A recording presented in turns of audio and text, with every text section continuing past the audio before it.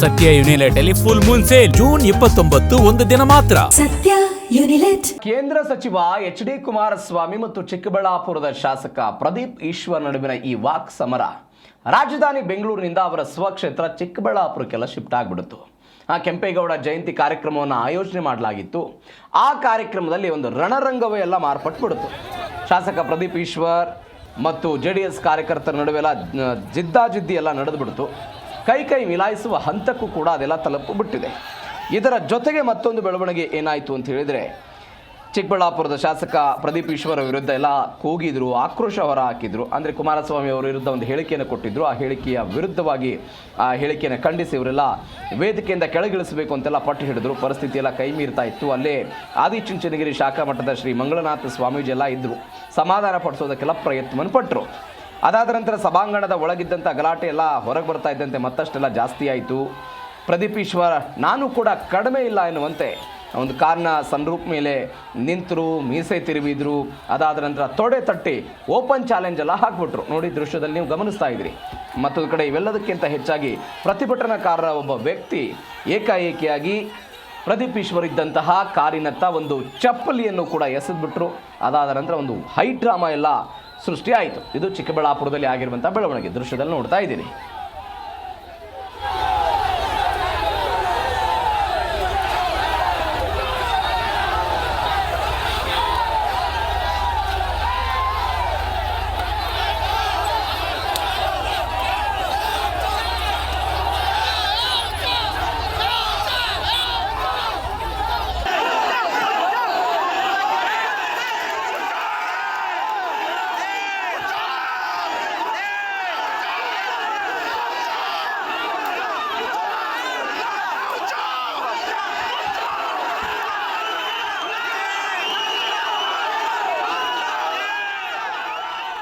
ನಾನು ಒಕ್ಕಲಿಗರ ನಾಯಕ DK ಶಿವಕುಮಾರ್ ಪರವಾಗಿ ನಿಂತಿರೋದು.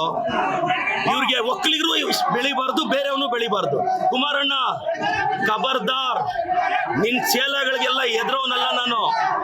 ತಾಕತ್ತಿದ್ರೆ ಬಾ, ರವಿಕುಮಾರ್ ಕೈಯಲ್ಲಿ ಚಾಲೆಂಜ್ ಮಾಡ್ಸೋದಲ್ಲ. ನಿನಗೆ ತಾಕತ್ತಿದ್ರೆ ನೀನ್ ಬಂದು ನಿಂತ್ಕೋಬೇಕು ಚಿಕ್ಕಬಳ್ಳಾಪುರದಲ್ಲಿ. ಬಾ, ನೋಡೇ ಬಿಡೋಣ ನೀನು.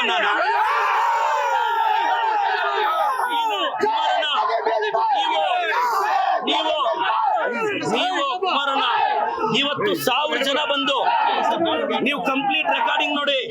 ನನ್ನ ಬಗ್ಗೆ, ನನ್ನ ಕುಟುಂಬದ ಬಗ್ಗೆ ತೇಜೋವಧೆ ಮಾಡಿದ್ದಾರೆ. ನಾನು ಕುಮಾರಣ್ಣನ್ಗೆ ಹೇಳ್ತಾ ಇದ್ದೀನಿ, ನಿಖಿಲ್ ಅವ್ರಿಗೆ ಹೇಳ್ತಾ ಇದ್ದೀನಿ, ನಿಖಿಲ್, ಕುಮಾರಣ್ಣ ನೀವು ನಮ್ಮ ಬಗ್ಗೆ ಪ್ರಶ್ನೆ ಮಾಡಿದ್ರಿ, ನಾವು ನಿಮ್ಮನ್ನ ಪ್ರಶ್ನೆ ಮಾಡಿದ್ವಿ.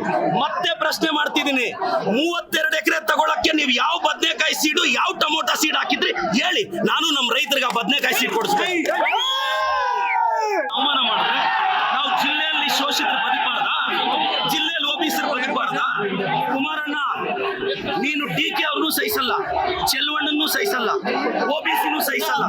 ಚಿಕ್ಕಬಳ್ಳಾಪುರ ಜಿಲ್ಲೆಯಲ್ಲಿ ಕಳೆದ 3 ಅವರಿಂದ ನೀವು ನೋಡಿದ್ದೀರಾ, ಒಂದೇ ಒಂದು OBC MLA ನ, ಶೋಷಿತ ವರ್ಗದ MLA ನ, ನನ್ನ ಕುಟುಂಬವನ್ನ, ನನ್ನನ್ನ ಏಕವಚನದಲ್ಲಿ ನೀವು ರೆಕಾರ್ಡ್ ಮಾಡಿದ್ದೀರಾ. ನಾನು ಪೇಷನ್ಸ್ ಆಗಿದ್ದೀನಿ. ಎಸ್, ನಾವು ಶೋಷಿತರು, OBCಗಳು. ನಿಮ್ ಮನೆ ವಾಚ್ಮ್ಯಾನ್ ಕೆಲಸ ಮಾಡಕ್ಕೆ ನಾವು ಲಾಯಕ್ಕು. ನಿಮ್ ಮನೆ ಕೂಲಿಗೆ ಬರ್ತೀವಿ, ನೀವು ಬಿಸಾಕೋ ಭಿಕ್ಷೆ ಅನ್ನ ತಿಂತೀವಿ, ನಿಮ್ ಮನೆಗೆ ವಾಚ್ಮ್ಯಾನ್ ಕೆಲಸ ಮಾಡ್ತೀವಿ.